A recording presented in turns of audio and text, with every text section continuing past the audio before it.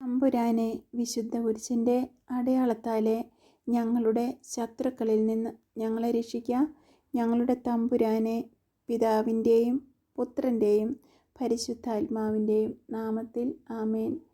ആദ്യം മുതൽ ഉണ്ടായിരുന്നതും ഞങ്ങൾ കേട്ടതും സ്വന്തം കണ്ണുകൊണ്ട് കണ്ടതും സൂക്ഷിച്ചു വീക്ഷിച്ചതും കൈകൊണ്ട് സ്പർശിച്ചതുമായ ജീവൻ്റെ വചനത്തെപ്പറ്റി ഞങ്ങൾ അറിയിക്കുന്നു. യോഹന്നാൻ എഴുതിയ 1-ാം ലേഖനം 1-ാം അധ്യായം 1-ാം തിരുവചനമാണ് നാം വായിച്ചു കേട്ടത്. ദിനവൃത്താന്തം 1-ാം പുസ്തകം 19-ാം അധ്യായം. അമ്മോന്യരെയും സിറിയാക്കാരെയും തോൽപ്പിക്കുന്നു. അമ്മോന്യ രാജാവായ നാഹാഷ് മരിച്ചു. അവൻ്റെ മകൻ പകരം രാജാവായി. അപ്പോൾ ദാവീദ് പറഞ്ഞു, നാഹാഷിൻ്റെ പുത്രൻ ഹാനൂനോട് ഞാൻ ദയാപൂർവം വർത്തിക്കും. എന്തെന്നാൽ അവൻ്റെ പിതാവ് എന്നോടും കാരുണ്യപൂർവ്വം വർത്തിച്ചു. പിതാവിൻ്റെ നിര്യാണത്തിൽ ഹാനൂനെ ആശ്വസിപ്പിക്കാൻ ദാവീദ് ദൂതന്മാരെ അയച്ചു. ദൂതന്മാർ അമ്മോന്യരുടെ നാട്ടിൽ ഹാനൂൻ്റെ അടുത്ത് അവനെ ആശ്വസിപ്പിക്കാൻ എത്തി. അപ്പോൾ അമ്മോന്യ പ്രമാണികൾ ഹാനൂനോട് ചോദിച്ചു, ദാവീദ് അങ്ങയുടെ അടുത്ത് ആശ്വാസകരെ അയച്ചത് അങ്ങയുടെ പിതാവിനെ ബഹുമാനിക്കാനാണെന്ന് വിചാരിക്കുന്നുവോ? ദേശം ഒറ്റുനോക്കി അതിനെ കീഴടക്കാനല്ലേ അവർ വന്നിരിക്കുന്നത്? അതുകൊണ്ട് ഹാനൂൻ ദാവീദിൻ്റെ ദൂതന്മാരെ താടിയും ശിരസ്സും മുണ്ഡനം ചെയ്ത് അര മുതൽ പാദം വരെ അങ്കി മുറിച്ച് കളഞ്ഞ് വിട്ടയച്ചു. അവർക്ക് സംഭവിച്ചത് ദാവീദ് അറിഞ്ഞു. അവൻ അവരെ സ്വീകരിക്കാൻ ആളയച്ചു. അവർ ലജ്ജാഭരിതരായിരുന്നു. താടി വളരുന്നതുവരെ ജെറിക്കോയിൽ താമസിച്ച് തിരികെ വരാൻ രാജാവ് അവരോട് കൽപ്പിച്ചു. തങ്ങൾ ദാവീദിൻ്റെ ശത്രുത സമ്പാദിച്ചെന്ന് അമ്മോന്യർക്ക് മനസ്സിലായി. അവർ 1000 താലന്ത് വെള്ളിക്ക് രഥങ്ങളെയും കുതിരപ്പട്ടാളത്തെയും മെസൊപ്പൊട്ടാമിയ, ആരാം മാക്ക, സോബ എന്നിവിടങ്ങളിൽ നിന്ന് കൂലിക്കെടുത്തു. അവർ 32,000 രഥങ്ങൾ കൂലിക്ക് വാങ്ങി. അതുപോലെ മാക്കായിലെ രാജാവിനെയും സൈന്യങ്ങളെയും. അവർ മെദേബായ്ക്ക് മുൻപിൽ പാളയമടിച്ചു. പട്ടണങ്ങളിൽ നിന്ന് സൈന്യത്തിലെടുത്ത അമ്മോന്യരും യുദ്ധത്തിന് പുറപ്പെട്ടു. ഇത് കേട്ട് ദാവീദ് യോവാബിനെയും ധീരയോദ്ധാക്കളുടെ മുഴുവൻ സൈന്യത്തെയും അങ്ങോട്ടയച്ചു. അമ്മോന്യർ നഗരകവാടത്തിൽ അണിനിരന്നു. അവരെ സഹായിക്കാൻ വന്ന രാജാക്കന്മാർ തുറന്ന സ്ഥലത്ത് നിലയുറപ്പിച്ചു. മുൻപിലും പിൻപിലും ശത്രു സൈന്യം അണിനിരന്നിരിക്കുന്നത് കണ്ട് യോവാബ് ഇസ്രായേലിലെ ധീരന്മാരെ തിരഞ്ഞെടുത്ത് സിറിയയ്ക്കെതിരെ ചെന്നു. ശേഷിച്ച സൈനികരെ അവൻ തൻ്റെ സഹോദരനായ അബിഷായിയെ ഏൽപ്പിച്ചു. അവൻ അമ്മോന്യരെ നേരിട്ടു. യോവാബ് പറഞ്ഞു, സിറിയക്കാർ എന്നേക്കാൾ ശക്തരാണെങ്കിൽ നീ എന്നെ സഹായിക്കണം. അമ്മോന്യർ നിന്നേക്കാൾ ശക്തരായി കണ്ടാൽ ഞാൻ നിന്നെ സഹായിക്കാം. ധൈര്യമായിരിക്കുക. നമ്മുടെ ജനത്തിനും നമ്മുടെ ദൈവത്തിൻ്റെ പട്ടണത്തിനും വേണ്ടി നമുക്ക് സുധീരം പോരാടാം. കർത്താവ് നന്മയെന്ന് തോന്നുന്നത് പ്രവർത്തിക്കട്ടെ. യോവാബും അനുയായികളും സിറിയക്കാരുടെ നേരെ പുറപ്പെട്ട് അവരെ തോൽപ്പിച്ചോടിച്ചു. സിറിയക്കാർ പലായനം ചെയ്തെന്ന് കണ്ട് അമ്മോന്യർ യോവാബിൻ്റെ സഹോദരനായ അബിഷായിയുടെ മുൻപിൽ നിന്ന് ഓടി പട്ടണത്തിൽ പ്രവേശിച്ചു. യോവാബ് ജെറുസലേമിലേക്ക് മടങ്ങി. തങ്ങൾ ഇസ്രായേല്യരുടെ മുൻപിൽ പരാജിതരായെന്ന് കണ്ട് സിറിയക്കാർ ദൂതന്മാരെ അയച്ച് യൂഫ്രട്ടീസിന് മറുകരയുണ്ടായിരുന്ന സിറിയക്കാരെ വരുത്തി. ഹദദേസറിൻ്റെ സേനാനായകൻ ഷോഫാക്ക് ആണ് അവരെ നയിച്ചത്. ദാവീദ് ഇതറിഞ്ഞ് ഇസ്രായേല്യരെ മുഴുവൻ ഒരുമിച്ച് കൂട്ടി ജോർദാൻ കടന്ന് സൈന്യത്തെ അണിനിരത്തി അവർക്കെതിരെ പൊരുതി. സിറിയക്കാർ ഇസ്രായേലിൻ്റെ മുൻപിൽ തോറ്റോടി. ദാവീദ് സിറിയക്കാരുടെ 7,000 തേരാളികളെയും 40,000 വരുന്ന കാലാൾപ്പടയെയും സേനാനായകൻ ഷോഫാക്കിനെയും നിഗ്രഹിച്ചു. ഇസ്രായേല്യർ തങ്ങളെ പരാജയപ്പെടുത്തിയെന്ന് കണ്ട് ഹദദേസറിൻ്റെ നായകന്മാർ ദാവീദുമായി സന്ധി ചെയ്ത് അവന് കീഴടങ്ങി. പിന്നീട് സിറിയക്കാർ അമ്മോന്യരെ സഹായിക്കാൻ പോയില്ല. ദിനവൃത്താന്തം 1-ാം പുസ്തകം 20-ാം അധ്യായം. റബ്ബ പിടിച്ചടക്കുന്നു. രാജാക്കന്മാർ യുദ്ധത്തിന് പോകാറുള്ള വസന്തകാലം സമാഗതമായപ്പോൾ യോവാബ് സൈന്യസമേതം അമ്മോന്യരെ ആക്രമിച്ച് റബ്ബ ഉപരോധിച്ചു. ദാവീദ് ജെറുസലേമിൽ തന്നെ താമസിച്ചു. യോവാബ് റബ്ബയെ ആക്രമിച്ച് നശിപ്പിച്ചു. ദാവീദ് അവരുടെ രാജാവിൻ്റെ കിരീടം എടുത്തു. 1 താലന്ത് സ്വർണം കൊണ്ടാണ് അത് നിർമ്മിച്ചിരുന്നത്. അതിൽ വിലയേറിയ ഒരു രത്നവും പതിച്ചിട്ടുണ്ടായിരുന്നു. അവൻ അത് തൻ്റെ ശിരസിലണിഞ്ഞു. പട്ടണത്തിൽ നിന്ന് ധാരാളം കൊള്ളമുതലും അവൻ കൊണ്ടുപോന്നു. അവിടുത്തെ ജനങ്ങളെ കൊണ്ടുവന്ന് അറക്കവാളും ഇരുമ്പ് പാരയും കോടാലിയും കൊണ്ടുള്ള ജോലിക്ക് നിയോഗിച്ചു. അമ്മോന്യരുടെ എല്ലാ പട്ടണങ്ങളോടും അവൻ ഇങ്ങനെ ചെയ്തു. അനന്തരം ദാവീദും സകല ജനവും ജെറുസലേമിലേക്ക് മടങ്ങിപ്പോന്നു. പിന്നീട് ഗേസറിൽ യുദ്ധം ആരംഭിച്ചു. ആ യുദ്ധത്തിൽ ഹുഷാത്യനായ സിബെക്കായി മല്ലന്മാരുടെ സന്തതികളിൽ ഒരാളാ സിപ്പായിയെ വധിച്ചു. അതോടെ ഫിലിസ്ത്യർ കീഴടങ്ങി. ഫിലിസ്ത്യർക്കെതിരെ വേറൊരു യുദ്ധം കൂടെയുണ്ടായി. അതിൽ ജായറിൻ്റെ മകനായ എൽഹനാൻ ഗിത്യനായ ഗോലിയാത്തിൻ്റെ സഹോദരൻ ലഹ്മിയെ വധിച്ചു. അവൻ്റെ കുന്തത്തണ്ട് നെയ്ത്തുകാരൻ്റെ ഓടം പോലെയായിരുന്നു. ഗത്തിൽ വെച്ച് വീണ്ടും യുദ്ധമുണ്ടായി. അവിടെ ദീർഘകായനും കൈക്കും കാലിനും 6 വീതം 24 വിരൽ ഉള്ളവനുമായ ഒരുവനുണ്ടായിരുന്നു. അവനും മല്ലവംശത്തിൽപ്പെട്ടവനായിരുന്നു. അവൻ ഇസ്രായേലിനെ അധിക്ഷേപിച്ചപ്പോൾ ദാവീദിൻ്റെ സഹോദരനും ഷിമെയായുടെ പുത്രനുമായ ജോനാഥൻ അവനെ കൊന്നു. ഗത്തിലെ മല്ലവംശജരായ ഇവർ ദാവീദിൻ്റെയും ദാസന്മാരുടെയും കയ്യാൽ നശിപ്പിക്കപ്പെട്ടു. ദിനവൃത്താന്തം 1-ാം പുസ്തകം 21-ാം അധ്യായം. ദാവീദ് ജനസംഖ്യ എടുക്കുന്നു. സാത്താൻ ഇസ്രായേലിനെതിരെ ഉണർന്ന് ഇസ്രായേലിൻ്റെ ജനസംഖ്യ എടുക്കാൻ ദാവീദിനെ പ്രേരിപ്പിച്ചു. ദാവീദ് യോവാബിനോടും സേനാനായകന്മാരോടും കൽപ്പിച്ചു, നിങ്ങൾ ബർശേബ മുതൽ ദാൻ വരെയുള്ള ഇസ്രായേലിരെ എണ്ണുവിൻ. എനിക്ക് അവരുടെ സംഖ്യ അറിയണം. യോവാബ് പറഞ്ഞു, കർത്താവ് ജനത്തെ 100 ഇരട്ടി വർദ്ധിപ്പിക്കട്ടെ. എൻ്റെ യജമാനായ രാജാവേ, അവർ അങ്ങയുടെ ദാസന്മാരല്ലയോ? പിന്നെ എന്തുകൊണ്ടിങ്ങനെ ആവശ്യപ്പെടുന്നു? ഇസ്രായേലിൽ എന്തിന് അപരാധം വരുത്തുന്നു? യോവാബിന് രാജകൽപ്പന അനുസരിക്കേണ്ടി വന്നു. അവൻ ഇസ്രായേൽ മുഴുവൻ ചുറ്റി സഞ്ചരിച്ച് ജെറുസലേമിൽ തിരിച്ചെത്തി. യോവാബ് ജനസംഖ്യ ദാവീദിനെ അറിയിച്ചു.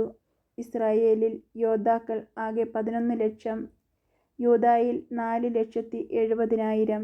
എന്നാൽ ലേവ്യരെയും ബെഞ്ചമിൻ ഗോത്രജരെയും യോവാബ് എണ്ണിയില്ല. കാരണം രാജകൽപ്പനയോട് അവന് വലിയ വിദ്വേഷം തോന്നി.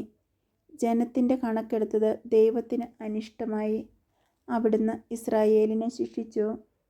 ദാവീദ് ദൈവത്തോട് പ്രാർത്ഥിച്ചു, ഇതുവഴി ഞാൻ വലിയ പാപം ചെയ്തുപോയി. അവിടുത്തെ ദാസൻ്റെ അകൃത്യം ക്ഷമിക്കണമേ. വലിയ ഭോഷത്വമാണ് ഞാൻ ചെയ്തത്.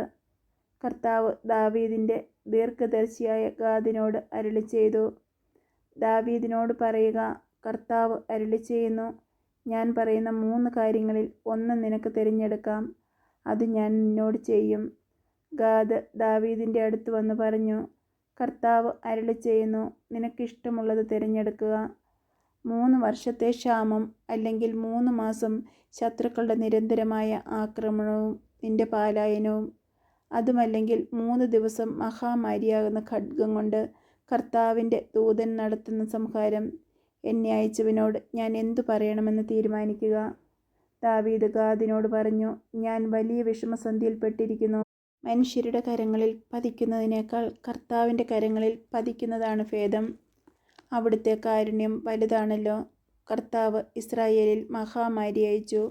70,000 ഇസ്രായേല്യർ മരിച്ചു വീണു. ജെറുസലേം നശിപ്പിക്കാൻ ദൈവം ദൂതന്മാരെ അയച്ചു.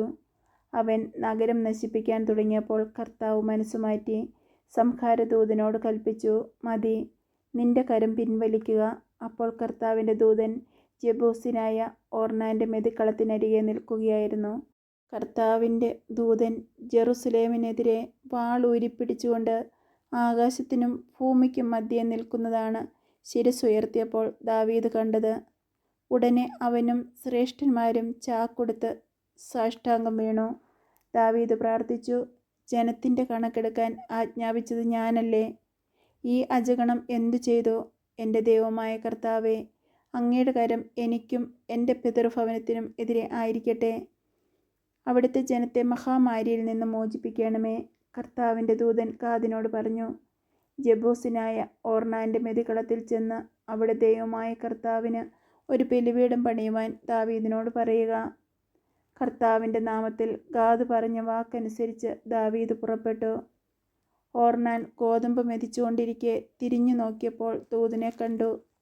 അവനും 4 മക്കളും ഒളിച്ചു കളഞ്ഞു. ദാവീദ് വരുന്നത് കണ്ട് ഓർനാൻ മെതിക്കളത്തിൽ നിന്ന് പുറത്തു വന്ന് നിലംപറ്റെ താണു വണങ്ങി. ദാവീദ് അവനോട് പറഞ്ഞു, കർത്താവിന് ഒരു ബലിപീഠം പണിയാൻ ഈ കളം എനിക്ക് തരിക. അതിൻ്റെ മുഴുവൻ വിലയും സ്വീകരിച്ചു കൊള്ളുക. ജനത്തിൽ നിന്ന് മഹാമാരി ഒഴിഞ്ഞു പോകട്ടെ. ഓർനാൻ ദാവീദിനോട് പറഞ്ഞു, അങ്ങതെടുത്തു കൊള്ളുക. എൻ്റെ യജമാനായ രാജാവിന് ഇഷ്ടം പോലെ ചെയ്യാം. ഇതാ, ദഹനബലിക്ക് കാളകളും വിറകിന് മെതിവണ്ടികളും ധാന്യബലിക്ക് ഗോതമ്പും എല്ലാം ഞാൻ വിട്ടുതരുന്നു. ദാവീദ് പറഞ്ഞു, പാടില്ല. മുഴുവൻ വിലയും തന്നേ ഞാൻ വാങ്ങൂ. നിൻ്റെതായ ഒന്നും കർത്താവിനായി ഞാൻ എടുക്കുകയില്ല.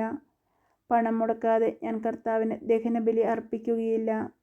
ദാവീദ് ആ സ്ഥലത്തിൻ്റെ വിലയായി 600 ഷെക്കൽ സ്വർണം ഓർനാന് കൊടുത്തു. ദാവീദ് അവിടെ കർത്താവിന് ബലിപീഠം പണിതു. ദഹനബലികളും സമാധാന ബലികളും അർപ്പിച്ച് കർത്താവിനെ വിളിച്ചപേക്ഷിച്ചു. ആകാശത്തിൽ നിന്ന് ദഹനബലിപീഠത്തിലേക്ക് അഗ്നി അയച്ച് കർത്താവ് അവന് ഉത്തരമരുളി. കർത്താവ് ദൂതനോട് കൽപ്പിച്ചു. അവൻ വാൾ ഉറയിൽ ഇട്ടു. ജബൂസിനായ ഓർനാൻ്റെ മെതിക്കളത്തിൽ വെച്ച് കർത്താവ് തനിക്ക് ഉത്തരമരുളിയതിനാൽ ദാവീദ് അവിടെ ബലികൾ അർപ്പിച്ചു. മോശ മരുഭൂമിയിൽ വെച്ച് നിർമ്മിച്ച കർത്താവിൻ്റെ കൂടാരവും ദഹന ബലിപീഠവും അന്ന് ഗിബയോനിലെ ആരാധനാ സ്ഥലത്തായിരുന്നു. സംഹാരദൂതൻ്റെ വാളിനെ ഭയന്നതുകൊണ്ട് ദൈവത്തോട് ആരായുന്നതിന് അവിടെ പോകാൻ ദാവീദിന് കഴിഞ്ഞില്ല. ദിനവൃത്താന്തം 1-ാം പുസ്തകം 22-ാം അധ്യായം. ദേവാലയ നിർമ്മാണത്തിന് ഒരുക്കം. ദാവീദ് പറഞ്ഞു, ഇതാണ് ദൈവമായ കർത്താവിൻ്റെ ആലയം. ഇസ്രായേലിൻ്റെ ദഹന ബലിപീഠവും ഇതുതന്നെ. അനന്തരം ഇസ്രായേലിലെ വിദേശികളെ വിളിച്ചുകൂട്ടാൻ ദാവീദ് കൽപ്പിച്ചു. ദേവാലയ നിർമ്മാണത്തിന് കല്ല് ചെത്തിയൊരുക്കാൻ അവൻ കൽപ്പണിക്കാരെ നിയമിച്ചു. പടിവാതിലുകൾക്ക് വേണ്ട ആണിയും വിജാഗിരികളും കൊളുത്തുകളും നിർമ്മിക്കാൻ പിച്ചളയും ഇരുമ്പും അളവില്ലാതെ ശേഖരിച്ചു. സിദോന്യരും ടയർ നിവാസികളും കൊണ്ടുവന്ന എണ്ണമറ്റ ദേവദാരുക്കളും ദാവീദ് ഒരുക്കി വെച്ചു. അവൻ പറഞ്ഞു, എൻ്റെ മകൻ സോളമൻ യുവാവും അനുഭവസമ്പത്തില്ലാത്തവനുമാണ്. കർത്താവിനായി പണിയാനിരിക്കുന്ന ആലയം എല്ലാ ദേശങ്ങളിലും കീർത്തിയും മഹത്വവും വ്യാപിക്കത്തക്കവണ്ണം അതിമനോഹരമായിരിക്കണം. ആവശ്യമുള്ള സാമഗ്രികൾ ദാവീദ് തൻ്റെ മരണത്തിനു മുൻപ് ശേഖരിച്ചു വെച്ചു. അവൻ തൻ്റെ മകൻ സോളമനെ വിളിച്ച് ഇസ്രായേലിൻ്റെ ദൈവമായ കർത്താവിന് ആലയം പണിയാൻ ചുമതലപ്പെടുത്തി. ദാവീദ് സോളമനോട് പറഞ്ഞു, മകനെ, എൻ്റെ ദൈവമായ കർത്താവിൻ്റെ നാമത്തിന് ആലയം പണിയണമെന്ന് എനിക്ക് ആഗ്രഹമുണ്ടായിരുന്നു. എന്നാൽ കർത്താവ് എന്നോട് അരുളി ചെയ്തു, നീ ഏറെ രക്തം ചിന്തി ധാരാളം യുദ്ധങ്ങളും നടത്തി. നീ എൻ്റെ മുൻപിൽ ഇത്രയേറെ രക്തം ഒഴുക്കിയതിനാൽ നീ എനിക്ക് ആലയം പണിയുകയില്ല. നിനക്കൊരു പുത്രൻ ജനിക്കും. അവൻ്റെ ഭരണം സമാധാനപൂർണമായിരിക്കും. ചുറ്റുമുള്ള ശത്രുക്കളിൽ നിന്ന് ഞാൻ അവന് സമാധാനം നൽകും. അവൻ്റെ നാമം സോളമൻ എന്നായിരിക്കും. അവൻ്റെ കാലത്ത് ശാന്തിയും സമാധാനവും ഞാൻ ഇസ്രായേലിന് നൽകും. അവൻ എൻ്റെ നാമത്തിന് ആലയം പണിയും. അവൻ എനിക്ക് പുത്രനും ഞാൻ അവന് പിതാവുമായിരിക്കും. അവൻ്റെ രാജകീയ സിംഹാസനം ഇസ്രായേലിൽ ഞാൻ എന്നേക്കും സുസ്ഥിരമാക്കും. മകനെ, കർത്താവ് നിന്നോടുകൂടെ ഉണ്ടായിരിക്കട്ടെ. നിന്നെക്കുറിച്ച് അവിടുന്ന് അരുളി ചെയ്തതുപോലെ നിന്റെ ദൈവമായ കർത്താവിന് ആലയം പണിയുന്നതിൽ നീ വിജയിക്കട്ടെ. ഇസ്രായേലിൻ്റെ ഭരണം അവിടുന്ന് നിന്നെ ഏൽപ്പിക്കുമ്പോൾ നിന്റെ ദൈവമായ കർത്താവിൻ്റെ കൽപ്പനകൾ അനുസരിക്കുന്നതിന് നിനക്ക് വിവേകവും അറിവും അവിടുന്ന് പ്രദാനം ചെയ്യട്ടെ. കർത്താവ് മോശ വഴി ഇസ്രായേലിന് നൽകിയ കൽപ്പനകളും നിയമങ്ങളും ശ്രദ്ധാപൂർവം പാലിച്ചാൽ നിനക്ക് ഐശ്വര്യം ഉണ്ടാകും. ശക്തനും ധീരനും ആയിരിക്കുകയോ ഭയപ്പെടുകയോ പരിഭ്രമിക്കുകയോ ചെയ്യരുത്. കർത്താവിൻ്റെ ആലയത്തിന് 1,00,000 താലന്ത് സ്വർണവും 10,00,000 താലന്ത് വെള്ളിയും അളവില്ലാത്ത വിധം പിച്ചളയും ഇരുമ്പും ആവശ്യത്തിന് വേണ്ട കല്ലും മരവും ഞാൻ ക്ലേശം സഹിച്ച് ശേഖരിച്ചിട്ടുണ്ട്. നീ ഇനിയും സംഭരിക്കണം. കല്ലുവെട്ടുകാരും കൽപ്പണിക്കാരും മരപ്പണിക്കാരും സകലവിധ കരകൗശലപ്പണിക്കാരും സ്വർണം, വെള്ളി, പിച്ചള, ഇരുമ്പ് എന്നിവയുടെ പണിയിൽ നിപുണരായ ജോലിക്കാരുമായി ധാരാളം പേർ നിനക്കുണ്ട്. ജോലി ആരംഭിക്കുക. കർത്താവ് നിന്നോടുകൂടെ ഉണ്ടായിരിക്കട്ടെ. പുത്രൻ സോളമനെ സഹായിക്കാൻ ഇസ്രായേലിലെ എല്ലാ നായകന്മാരോടും ദാവീദ് കൽപ്പിച്ചു. അവൻ പറഞ്ഞു, നിങ്ങളുടെ ദൈവമായ കർത്താവ് നിങ്ങളുടെ കൂടെയില്ലേ? നിങ്ങൾക്ക് പൂർണ്ണമായ സമാധാനം അവിടുന്ന് നൽകിയില്ലേ? അവിടുന്ന് ദേശനിവാസികളെ എൻ്റെ കയ്യിൽ ഏൽപ്പിച്ചിരിക്കുന്നു. ദേശം മുഴുവനും കർത്താവിനും അവിടുത്തെ ജനത്തിനും കീഴടങ്ങിയിരിക്കുന്നു. നിങ്ങളുടെ ദൈവമായ കർത്താവിനെ അന്വേഷിക്കാൻ ഹൃദയവും മനസ്സും ഒരുക്കുവിൻ. കർത്താവിൻ്റെ ഉടമ്പടിയുടെ പേടകവും ദൈവത്തിന് പ്രതിഷ്ഠിക്കപ്പെട്ട വിശുദ്ധോപകരണങ്ങളും സ്ഥാപിക്കാൻ കർത്താവിൻ്റെ നാമത്തിന് ആലയം നിർമ്മിക്കുവിൻ. ദിനവൃത്താന്തം 1-ാം പുസ്തകം 23-ാം അധ്യായം. ലേവ്യഗണങ്ങൾ ദാവീദ് അതിവൃദ്ധനായപ്പോൾ പുത്രൻ സോളമനെ ഇസ്രായേലിൻ്റെ രാജാവാക്കി. ദാവീദ് ഇസ്രായേലിലെ എല്ലാ നായകന്മാരെയും പുരോഹിതന്മാരെയും ലേവ്യരെയും വിളിച്ചുകൂട്ടി. 30-ഉം അതിൽ കൂടുതലും വയസ്സുള്ള ലേവ്യരുടെ കണക്കെടുത്തു. ആകെ 38,000 പേർ ഉണ്ടായിരുന്നു. അവരിൽ 24,000 പേരെ ദേവാലയ ശുശ്രൂഷകരായും 6,000 പേരെ കാര്യവിചാരകരും ന്യായാധിപന്മാരും ആയും ദാവീദ് നിയമിച്ചു. 4,000 പേരെ വാതിൽ കാക്കുന്നതിനും 4,000 പേരെ താൻ നിർമ്മിച്ച വാദ്യോപകരണങ്ങൾ ഉപയോഗിച്ച് കർത്താവിന് സ്തുതി പാടുന്നതിനും നിയോഗിച്ചു. അനന്തരം ദാവീദ് അവരെ ഗെർശോം, കൊഹാത്ത്, മെറാറി എന്നിങ്ങനെ കുലക്രമത്തിൽ ഗണം തിരിച്ചു. ഗെർശോമിൻ്റെ പുത്രന്മാർ ലാദാൻ, ശിമെയി. ലാദാൻ്റെ പുത്രന്മാർ പ്രമുഖനായ യഹ്യേലും സേഥാം, ജോയേൽ എന്നിവരും. ശിമെയിയുടെ പുത്രന്മാർ ശെലോമോത്ത്, ഹസിയേൽ, ഹാരാൻ എന്നീ 3 പേർ. ലാദാൻ്റെ കുലത്തലവന്മാർ ഇവരായിരുന്നു: യാഹാദ്, സീസ, യവൂഷ്, ബെറിയ എന്ന 4 പേരും. ശിമെയിയുടെ പുത്രന്മാർ യാഹാദ് 1-ാമനും സീസ 2-ാമനും ആയിരുന്നു. യവൂഷിനും ബെറിയായ്ക്കും അധികം പുത്രന്മാർ ഇല്ലായിരുന്നു. അതുകൊണ്ട് അവർ ഒറ്റ വംശമായി കരുതപ്പെട്ടു. കൊഹാത്തിൻ്റെ പുത്രന്മാർ അമ്രാം, ഇസ്ഹാർ, ഹെബ്രോൺ, ഉസിയേൽ എന്നീ 4 പേർ. അഹറോനും മോശയും അമ്രാമിൻ്റെ പുത്രന്മാരാണ്. അതിവിശുദ്ധ സ്ഥലത്ത് ശുശ്രൂഷ നടത്താനും കർത്താവിൻ്റെ മുൻപാകെ ധൂപം അർപ്പിക്കാനും അവിടുത്തെ നാമത്തെ സ്തുതിക്കാനും അഹറോനും പുത്രന്മാരും നിയോഗിക്കപ്പെട്ടു. ദൈവപുരുഷനായ മോശയുടെ പുത്രന്മാർ ലേവി ഗോത്രത്തിൽപ്പെടുന്നു. മോശയുടെ പുത്രന്മാർ ഗെർശോം, എലിയേസർ. നഗർശോമിൻ്റെ പുത്രന്മാരിൽ പ്രമുഖൻ ഷെബുവേൽ. എലിയേസറിൻ്റെ പുത്രൻ റഹാബിയ. എലിയേസറിന് വേറെ പുത്രന്മാർ ഇല്ലായിരുന്നു. എന്നാൽ റഹാബിയായിക്ക് ധാരാളം പുത്രന്മാർ ഉണ്ടായിരുന്നു.